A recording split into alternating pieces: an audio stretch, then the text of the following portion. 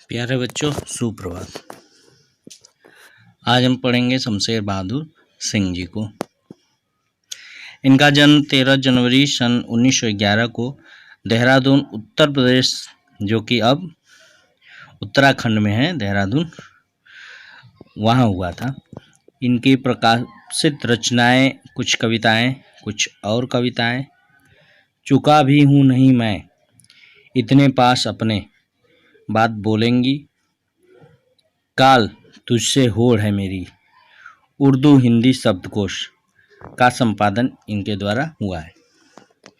इन्हें कौन कौन से सम्मान मिले हैं? इन्हें साहित्य अकादमी तथा कबीर सम्मान सहित अनेक पुरस्कारों से इनको सम्मानित किया गया है। इनका निधन सन 1993 को अहमदाबाद में हो गया। तुमने धरती का पद्य पढ़ा है, उसकी सहजता प्राण है। खुद को उर्दू और हिंदी का द्वाब मानने वाले शमशेर की कविता एक संधि स्थल पर खड़ी है। संधि मतलब दो जोड़ने वाली, संधि का मतलब मेल होता है। तो यह संधि एक ओर साहित्य, चित्रकला और संगीत की है, तो दूसरी ओर मूर्तता और अमूर्तता की तथा इंद्रिय तथा इंद्रियेतर की। विचारों के स्तर पर प्रगतिशील और शिल्प के स्तर पर प्रयोगधर्मी कवि शमशेर की पहचान एक बिंबधर्मी कवि के रूप में है। उनकी यह बिंबधर्मिता शब्दों से रंग, रेखा, स्वर और कूंचे की अद्भुत कशीदाकारी का मादा रखती है। उनका चित्रकार मन कलाओं के बीच की दूरी को न केवल पाटता है बल्कि भाषातीत हो जाना चाहता है। उनकी मूल चिंता माध्यम का उपयोग करते हुए भी बंधन से परे जाने की है। वो माध्यम क्षमा करना कि मैं तुम्हारे पार जाना चाहता हूँ। कथा और शिल्प दोनों ही स्तरों पर उनकी कविता का मिजाज अलग है। उर्दू शायरी के प्रभाव से संज्ञा और विशेषण से अधिक बल सर्वनामों, क्रियाओं, अव्ययों और मुहावरों को दिया है। उन्होंने खुद भी कुछ अच्छे शेर कहे हैं। सचेत इंद्रियों का यह कवि जब प्रेम, पीड़ा, संघर्ष और सृजन को गूंथकर कविता का महल बनाता है तो वह ठोस तो होता ही है, अनुगूंजों से भी भरा होता है। वह पाठक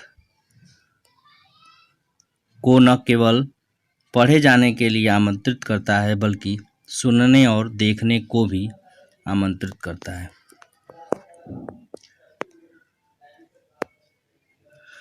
प्रयोगवादी 1943 से प्रारंभ होता है। कविता शिल्प संबंधी बहुत से प्रयोग लेकर आई। नए बिंब, नए प्रतीक, नए उपमान कविता के उपकरण बने। यहाँ तक कि पुराने उपमानों में भी नए अर्थ की चमक भरने का प्रयास प्रयोक्ता कवियों ने किया है। जो प्रयोगवादी कवि थे उन्होंने किया है। अपना आस पड़ोस कविता का हिस्सा बना। प्रकृति में होने वाला परिवर्तन मानवीय जीवन चित्र बनकर अभिव्यक्त हुआ। प्रस्तुत कविता उषा सूर्योदय के ठीक पहले के पल पल परिवर्तित प्रकृति का शब्द चित्र है। शमशेर ऐसे बिंबधर्मी कवि हैं जिन्होंने प्रकृति की गति को शब्दों में बांधने का अद्भुत प्रयास किया है। यह कविता भी उसका उदाहरण प्रस्तुत करती है।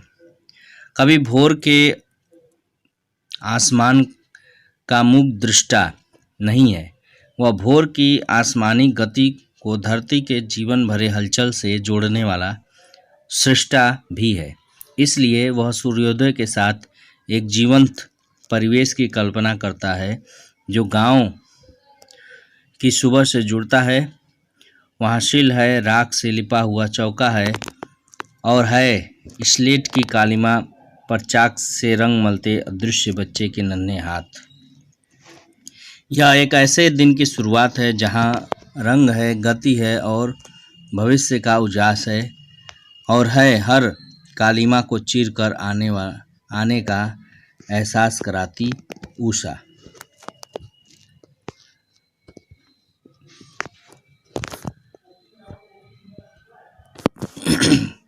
पढ़ते हैं। उषा। प्रात नभ था बहुत नीला शंख जैसे, भोर का नभ राख से लिपा हुआ चौका अभी गीला पड़ा है।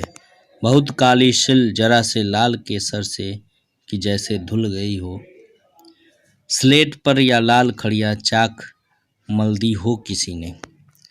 कवि यहाँ जो प्रातःकालीन भोर है, भोर के समय का वर्णन, जो गांव में भोर किस प्रकार हो रहा है उसका वर्णन कवि करते हुए कह रहे हैं कि प्रात नभ था बहुत नीला।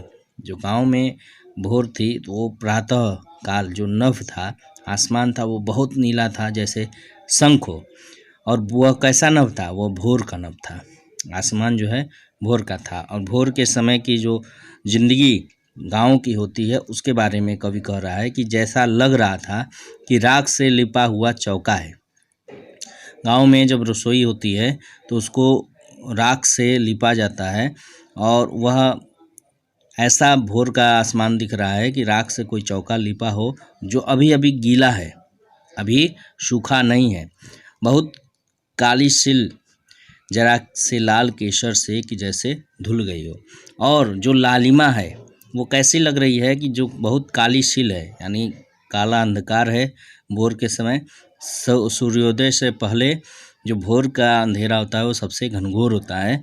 तो उस काली अंधेरी रात में जैसे ऐसा लग रहा है कि लाल जो सूर्य की जो आभा लालिमा है वो आसमान में फैली पड़ी है।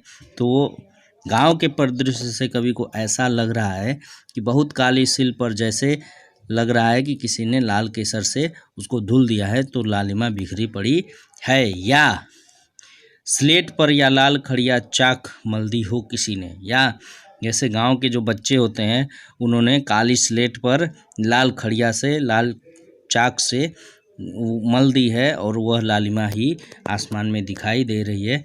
ऐसा ही भोर का आसमान दिखाई दे रहा है। नील जल में या किसी की गौर झिलमिल देह जैसे हिल रही हो, और जादू टूटता है इस उषा का अब सूर्योदय हो रहा है।